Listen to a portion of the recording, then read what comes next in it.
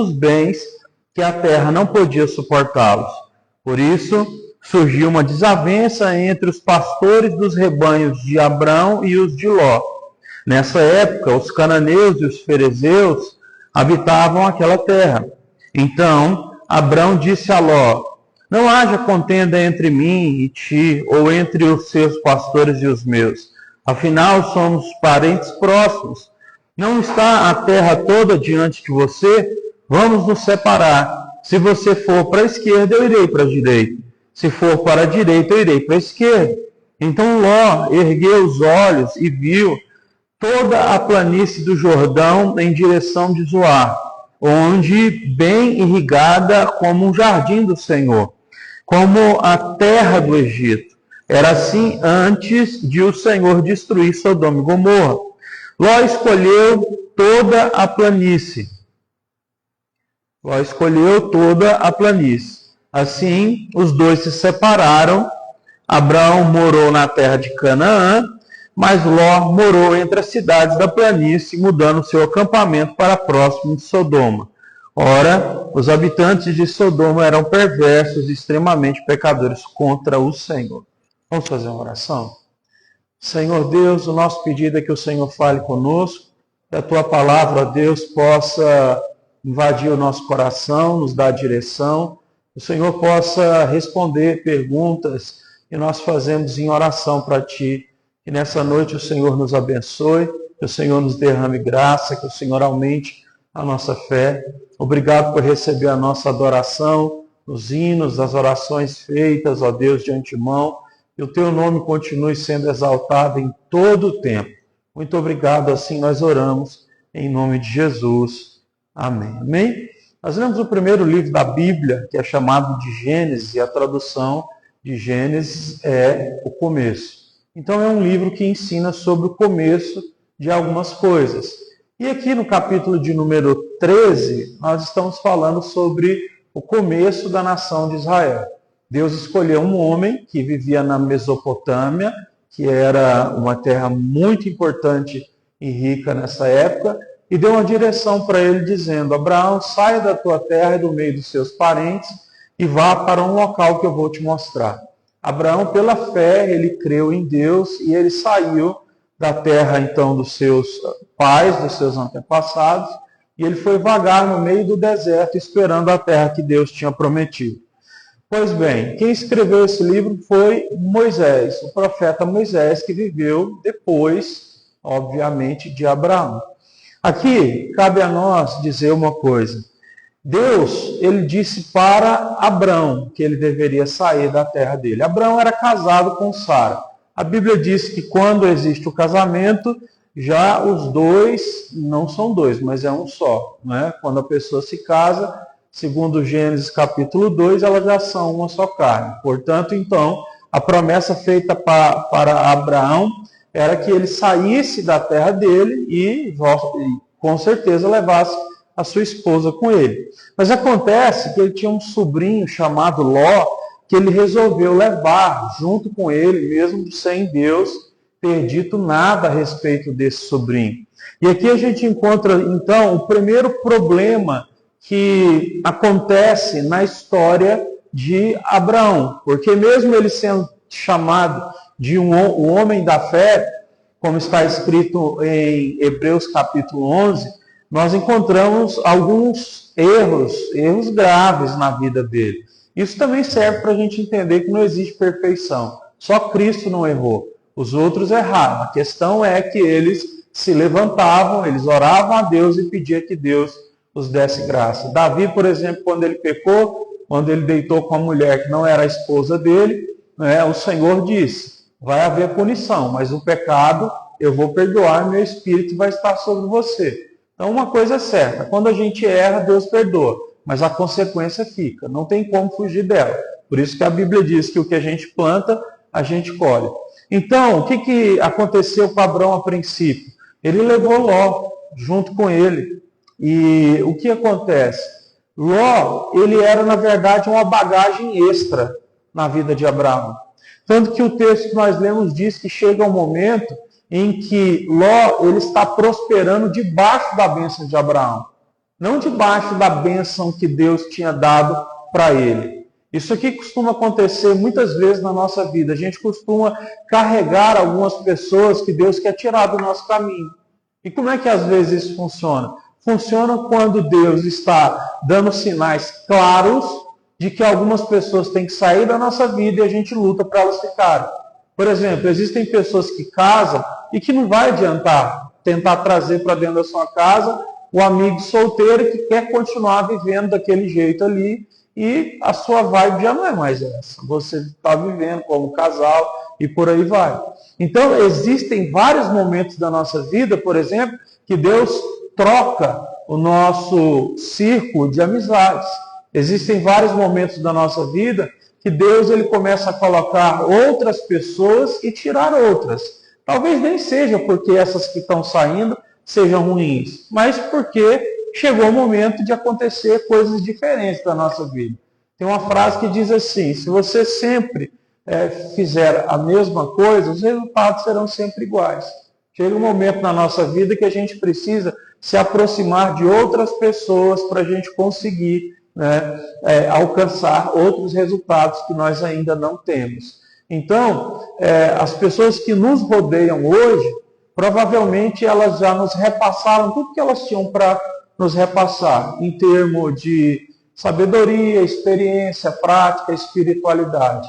E se nós temos uma promessa de Deus, se Deus quer nos levar para algum lugar, essa troca de pessoas no nosso caminho não é uma ingratidão, é simplesmente um processo natural que acontece, como está escrito em Eclesiastes 3, que há um tempo e um modo para cada coisa acontecer.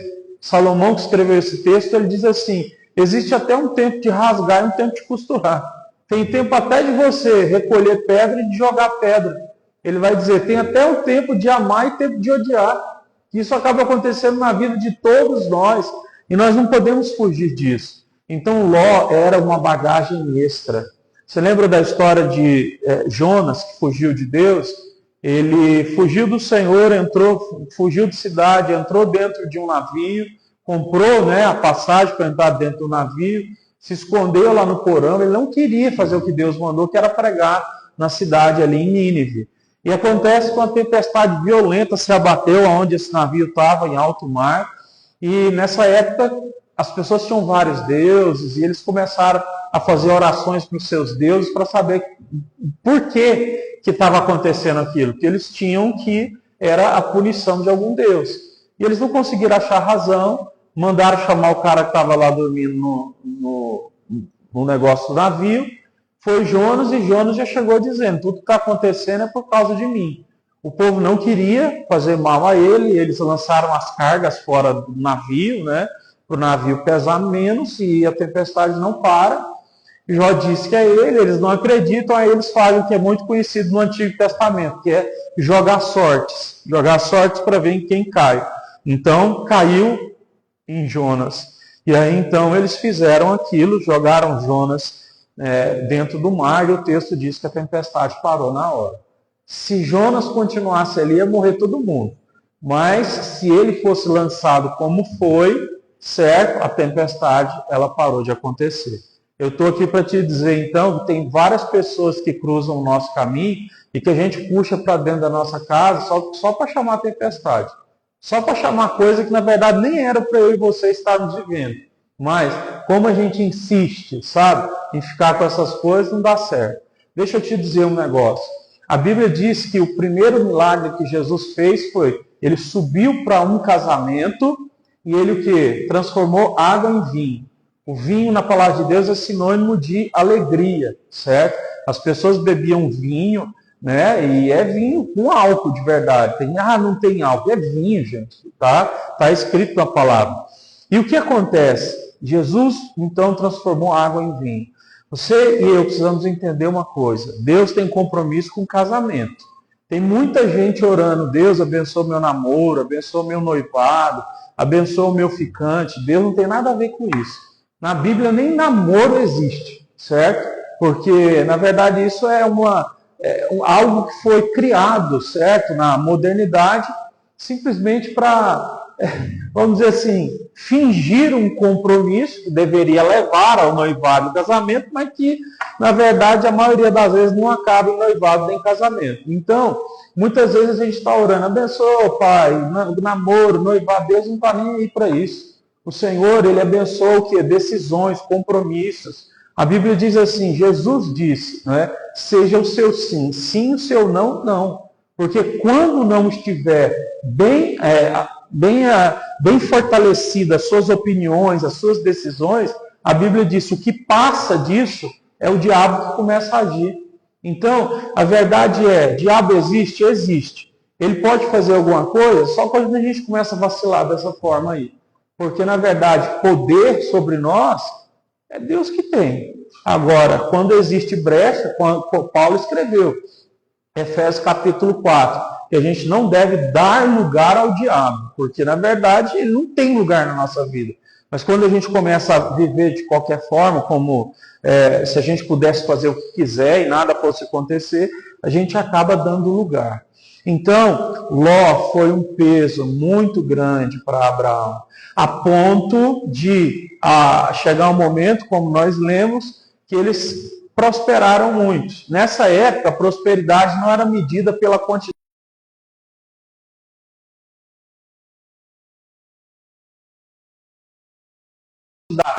e coisas nesse sentido. Chegou um momento que o pastor dos animais de Ló, começaram a brigar com os pastores dos animais de Abraão. E acontece que o quê? Não era para ter isso aqui ter acontecido. Porque, na verdade, era só para Abraão estar ali. Ele levou Ló porque ele quis. Né?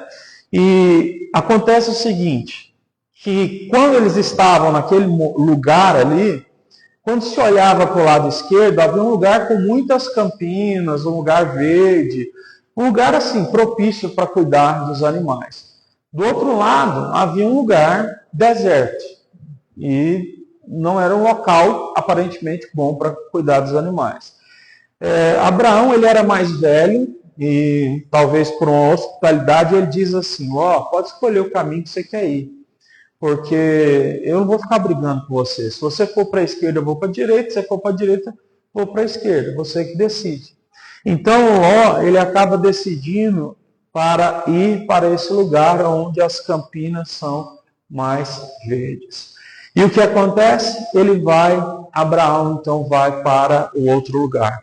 Sabe o que acontece logo depois disso? Se você tiver aí no verso 14 do capítulo 13, diz o seguinte, depois disso, que eles se separaram, o Senhor disse a Abrão, depois que Ló se separou dele, daí onde você está, levante os olhos para o norte, para o sul, para o leste e para o oeste. Toda a terra que você está vendo, eu darei a você e a sua descendência. Preste atenção nisso. Foi só quando Ló saiu da vida de Abraão, foi que Deus foi lá e retificou a promessa, dizendo, Abraão, eu, Senhor, tenho terra prometida para você, e é essa terra que você está enxergando aqui. Preste atenção nisso, enquanto a gente continua carregando coisas que Deus não quer que a gente carregue, parece que Deus se cala. Parece que a gente não vai tendo aquelas confirmações que a gente tanto precisa. Porque a vida é difícil. E se a gente não estiver perto de Deus para continuar confirmando para nós, a gente para no meio do caminho. Porque não existe super-herói, não existe Mulher Maravilha. Todos nós precisamos diariamente de Deus, da sua promessa sendo ratificada. Deus ratificou várias vezes a promessa para Abraão. Um dia ele estava lá pronto para fazer besteira, porque ele estava pensando que estava velho demais, não ia ter filho, nada. O Senhor chamou ele para fora da tenda no capítulo 15 e disse, conta as estrelas do céu. Tem como? Resposta, não tem. Pois é, a sua descendência vai ser desse tamanho. Deus falou isso pessoalmente com ele. Então ele tinha essa certeza que o Senhor tinha uma promessa para se cumprir. E Deus fez isso porque a gente precisa que Ele continue confirmando coisas na nossa vida. Mas a minha pergunta é, até quando a gente vai ficar carregando bagagem extra? Porque carregar bagagem extra é você não conseguir. A Carla estava cantando aqui, ministrando, né, sobre Jesus Cristo ter um fardo para nós que é leve e suave. E essa é a verdade. Então, por que a gente muitas vezes está sobrecarregado? Um peso muito grande, a ponto de nem conseguir andar. Porque a gente está carregando coisa que não deve carregar. Certo? Eu vou te dizer uma coisa, parece até contra a Bíblia, mas eu te provo um verso bíblico que existe. Tem pessoas que a gente não tem que nem orar mais, que já está com Deus, na mão de Deus. Está escrito isso em 1 João, lá no capítulo 5, que diz assim, tem uns que eles pecam para a morte, para esses aí nem ora mais. Para os outros eles continuam orando. O que isso quer dizer? Que tem pessoas que elas pecam tão insistentemente, elas já foram o quê? Elas já receberam conselho, advertência, orações. O que Deus diz deixa elas. Agora elas estão na minha mão. Se tiver que acontecer, o negócio é comigo. Várias vezes Deus vai dizer assim para você, tira a mão. Para de sofrer por causa desse homem, dessa mulher. Para de sofrer por causa dessa situação. Deixa comigo, eu comando todas as coisas. Deus diz isso para nós. Então a gente precisa tirar as nossas mãos de muitas coisas para Deus começar a agir. Porque é como a gente diz, né, segundo o Apocalipse, a Bíblia diz que Jesus falou para uma igreja, a igreja de Laodiceia. Ele disse assim, eis que estou à porta e bato. E aquele que ouvir a minha voz e abrir a porta, eu entrarei e comerei, ceiarei com ele e ele ceiará comigo. Jesus bate a porta. Satanás é o que tenta o quê? Romper, né? No caso, meter o pé na porta e derrubar ela. Jesus não. Jesus espera eu e você termos consciência, equilíbrio, sabedoria para tomar as decisões certas. Então, nós precisamos compreender isso urgentemente. Porque às vezes a gente ora dizendo, Senhor, eu não entendo. Não flui, não acontece, nada vai, parece que tudo fica travado. Não é Deus que está travando nada. Deus, sim, Ele tem um tempo para cada coisa acontecer. Mas na nossa vida, a maioria das coisas que não acontecem são porque nós estamos travando guerras que, na verdade, Deus não está nessas guerras. As guerras que são de Deus, Ele fala, como Ele disse para Israel, em Êxodo 14, eu vou na sua frente, essa batalha é minha. Eu vou vencer ela por você. Você já imaginou se Davi não tivesse a convicção que a batalha era de Deus quando ele foi enfrentar Golias? Se ele não tivesse essa convicção, certo? Se ele entrasse lá por conta própria, como o irmão dele disse que ele era arrogante, sei lá o quê, você já imaginou o que não ia acontecer com ele? Ele ia morrer rapidamente. E aí o texto lá diz que quem ganhasse a batalha, o outro poderia invadir, porque teria o exército que perdesse a batalha teria que se render completamente. Então, assim, Davi só venceu uma grande batalha porque ele tinha certeza que Deus está com ele.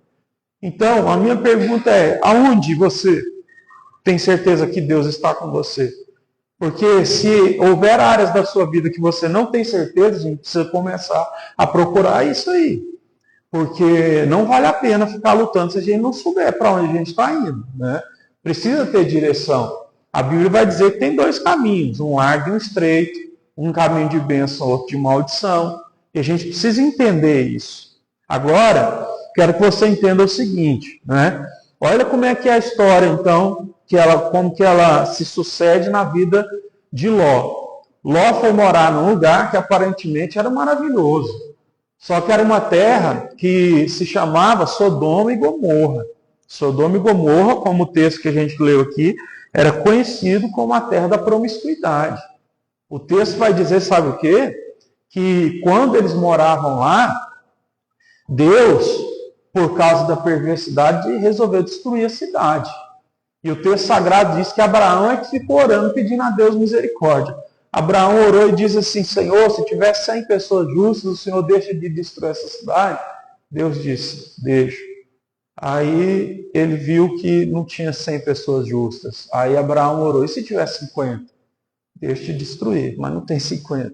40, 30, 20, 10, Deus diz, se tiver 10 justos aí dentro, eu deixo de destruir. A cidade marcada pelo pecado. Sabe o que Deus fez? Deus enviou 2 anjos naquela cidade, E esses anjos, certo? Eles encontraram Ló no meio da cidade.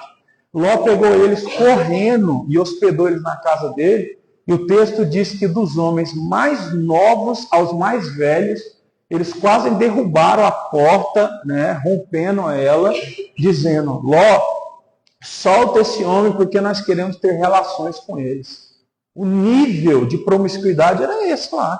Quem entrava na cidade, eles queriam juntar um monte de homem e estuprar a pessoa. Sabe o que Ló falou? Ló disse assim: eu vou entregar uma filha minha, vocês fazem o que quiser. Eles disseram assim: não queremos filha sua não, traz esse cara aqui para fora, nós queremos ter relações com ele. Olha o nível que era essa cidade. Só que quando Ló entrou lá, a Campina parecia bonita demais, entendeu? A cidade parecia ser próspera. E aí eu preciso deixar uma lição para nós. Olha, a gente encontra muita coisa nessa vida, principalmente hoje em dia, que a gente tem acesso à vida de todo mundo, não é? Pelo Instagram, se você quiser ver como é que está um artista dos Estados Unidos, você só sei lá e ver a última publicação. A gente olha para essas coisas e a gente diz assim: Campina Verde. Né? A gente olha para tantas coisas que parece que as pessoas elas estão bem, mas na verdade elas estão num lugar que Deus está muito longe daquilo. Só que quando a gente não vive pela fé, a gente se deixa levar pelos olhos. E os nossos olhos nos enganam muito, sabe? Os nossos olhos são facilmente enfeitiçados por coisas que parecem boas, como riqueza, como beleza. Olha, não tem problema nenhum em ser rico, não tem problema nenhum em ser belo ou bela. O problema é quando isso, né, se torna a maior parte da sua vida. Ou então você analisa tudo na sua vida a partir desse prisma. É quando você vai orar, por exemplo, uma moça solteira vai orar e a primeira coisa que ela diz é: Senhor, tem que ser rico. Está errado, entendeu? Não compreendeu nada do Evangelho. É óbvio que toda mulher quer casar com um homem que trabalha, que dê segurança financeira, e não tem nada de errado nisso. O problema é: quero casar com um homem rico, que me banque, um homem bonito. Aí você está ferrado, não vai achar mesmo. Está difícil ter homem, imagina desse jeito, né? Então não dá, não tem como brincar. Então o que Ló fez? Ele entrou na cidade, botou a mulher para morar lá, botou o que? As filhas para morar lá. Campina Verde. Bonito, o trem estava muito bonito a princípio. E acontece então que ele e a família dele se acostumou a morar lá.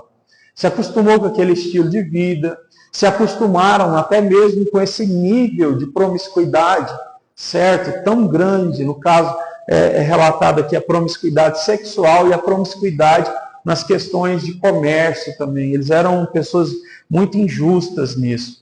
Só que naquela terra ali, a mulher de Ló, ela era feliz, porque eles conseguiram construir uma casa. Ali onde eles moravam com Abraão era tenda. Tinha como construir a casa no deserto.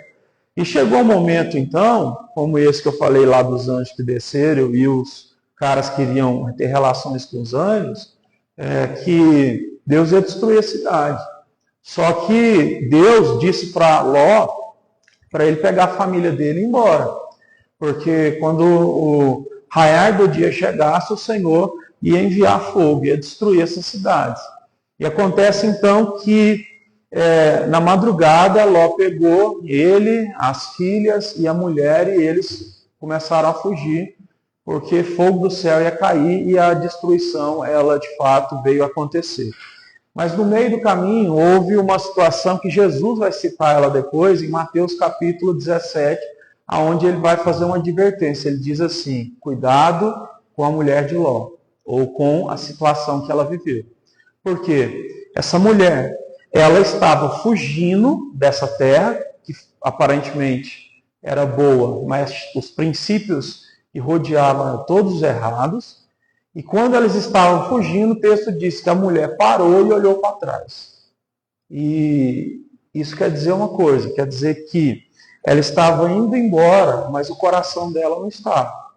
Ela estava saindo fisicamente de um lugar, mas as emoções e a mentalidade dela não estavam. Isso que é outro grande problema da nossa vida cristã. Muitas vezes nós estamos saindo de certos lugares fisicamente, mas o nosso coração não está. Quer que eu dou um exemplo? Uma coisa que todo ser humano deveria lutar contra, e isso é pela graça de Deus. Deus abençoa, todo ser humano deveria fugir da pornografia. Então, um ser humano que diz assim, vamos colocar um homem casado. Não, pastor, eu sou casado, eu não traio a minha esposa, não. A pornografia é uma traição. Você está olhando para outra mulher, você está olhando para outro ato sexual e, não sei, está imaginando que você está ali naquela situação, sabe? É a mesma coisa que você dizer assim, tirei o meu corpo de não cometer adultério, mas a minha mente e o meu coração está cheio de adultério. Não adianta, consegue entender isso? Na nossa vida a gente sai de várias coisas fisicamente, mas não sai por dentro. Porque sair por dentro é uma decisão. E essa decisão a gente não pode ficar olhando para trás. Um exemplo, sabe? Quando um homem ou uma mulher termina um namoro e sabe que aquilo ali não vai voltar nunca mais, pega tudo que você tem de presente e joga fora. Essas porcarias.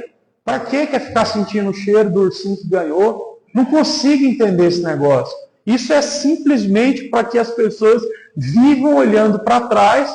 Para o quê? Para viver, né, de migalhas emocionais, de certos prazeres que viveram em alguns momentos da sua vida.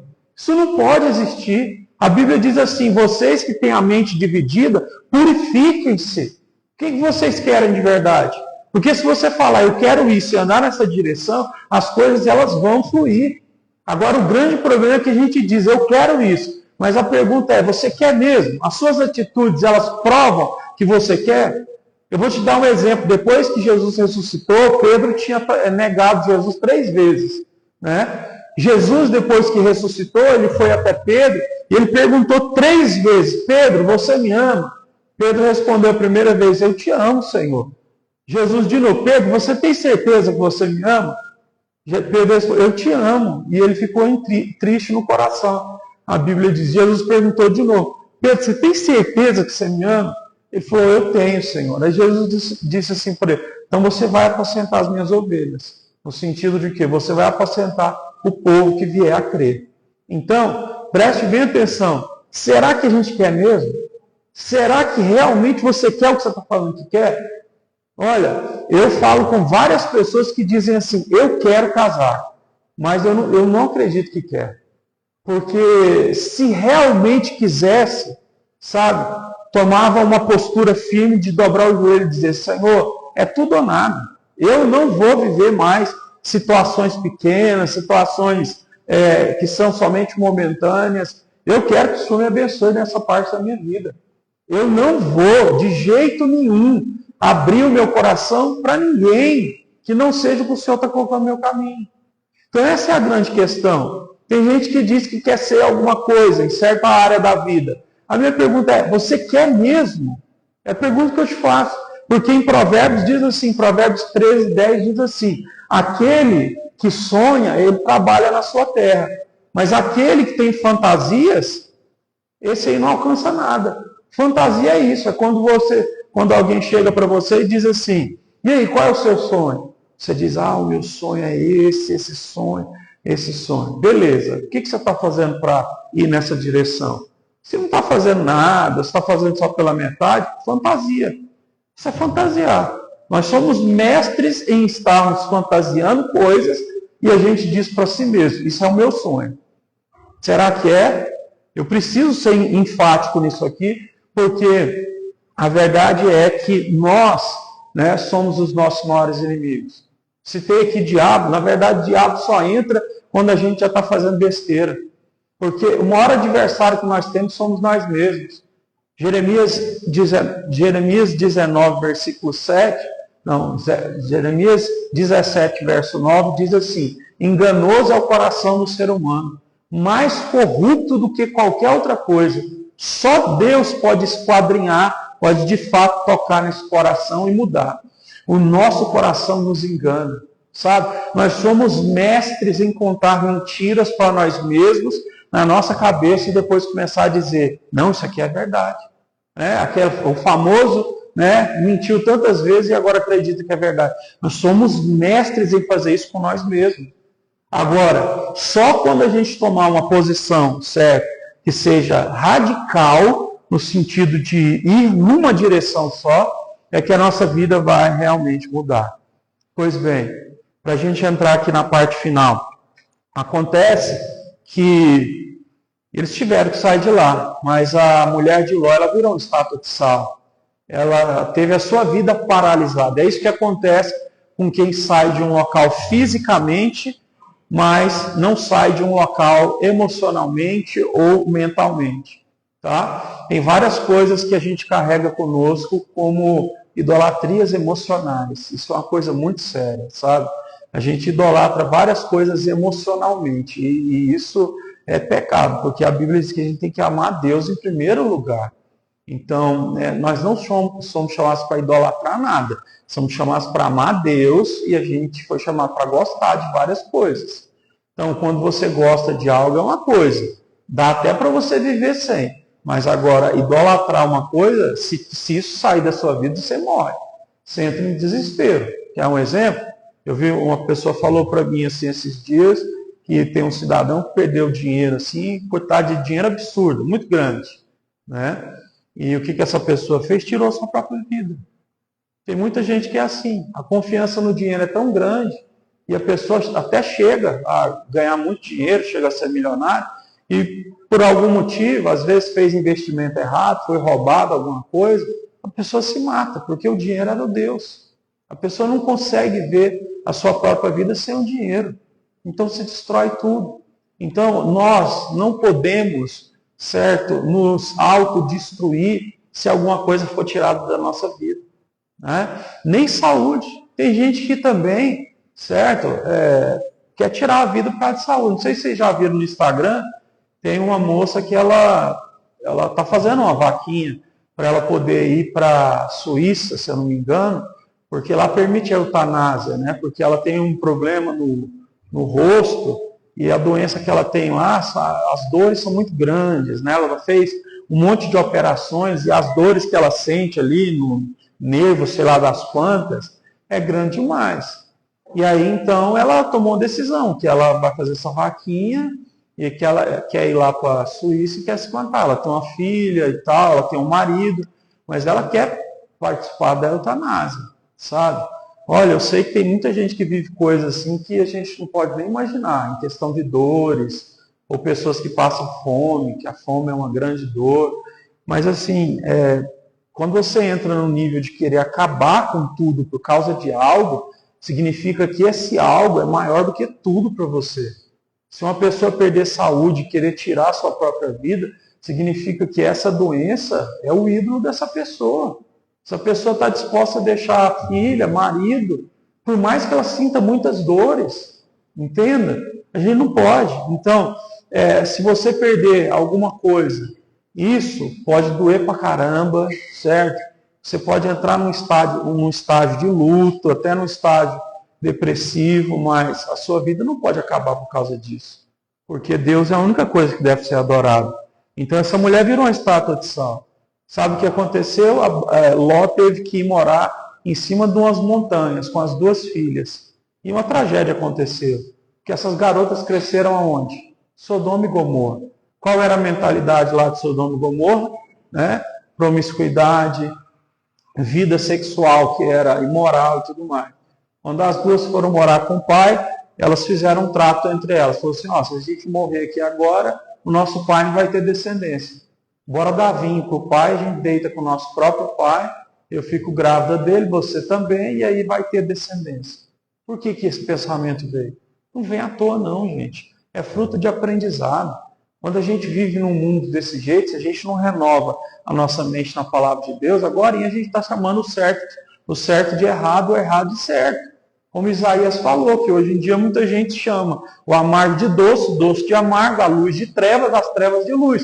Se não for por Deus, pela pregação, pelas escrituras, nós vamos nos corromper, porque não existe um homem que seja bom sozinho. Então, essas meninas, elas cometeram esse pecado, né, de deitarem com o próprio pai, porque elas cresceram numa terra em que a imoralidade era normal. Tudo aquilo ali era normal. E eu e você não podemos achar que é normal esses tipos de coisa acontecerem. Então, eu quero encerrar falando que a chamada de Abraão, ela continuou. Abraão cometeu alguns erros, mas quando Ló saiu da vida dele, aquele chamado original do capítulo 12, ele então volta. Então, o que acontece? No capítulo 12, quando Deus chama ele, até o capítulo 13, quando ele fala para o sobrinho dele, vai para um lado, eu vou para o outro, vamos brigar não. Então, assim, ele nem fez questão de brigar, nada. Ele falou, pode escolher o que você quiser e tal. Ele falou isso. Sabe o que acontece? A história de Abraão começou aqui. Não começou no capítulo 12, porque no capítulo 12, como ele leva Ló, tem esses entraves todos. Aí começa no capítulo 13. Então a nossa vida pode estar atrasada? Pode muito bem estar atrasada.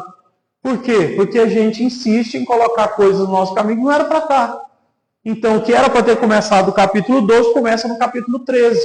Porque só no capítulo 13 é que ele vai falar para Ló ir embora, e aí de fato ele vai seguir a promessa, que é ele, a esposa dele, os animais ali que eles tinham. Então, por favor, não carrega nada com você que não é seu, não, certo? Porque isso só vai trazer peso, angústia, sofrimento.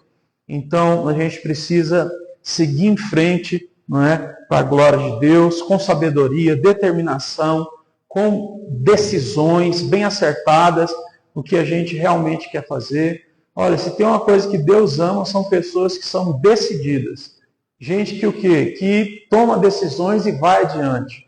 Gente que não fica trocando, sabe?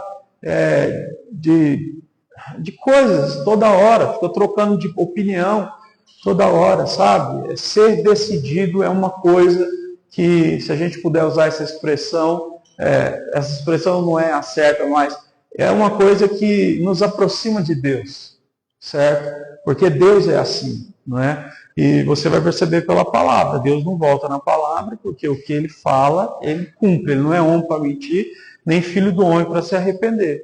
E nós somos chamados para ser, né, igual a Jesus Cristo. Como o texto diz, né, todas as coisas cooperam para o bem daqueles que amam ao Senhor e que foram chamados para andar assim como o seu Filho.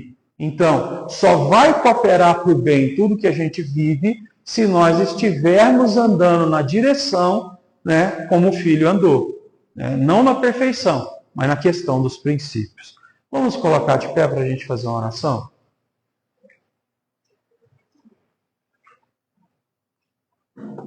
Vamos pedir que Deus possa nos ajudar, porque às vezes a gente nem sabe, a gente quer tanto acertar, mas às vezes a gente não sabe como acertar. Então vamos pedir para Deus abrir os nossos olhos. A palavra não é de punição para mim nem para você. A palavra é que Deus nos ajude, porque nós não somos perfeitos. Vamos fazer uma oração. Senhor, nosso Deus e Pai, em nome de Jesus Cristo, seu Filho, eu quero orar nessa noite e te pedir, ó Deus, que a luz do Senhor brilhe sobre nós.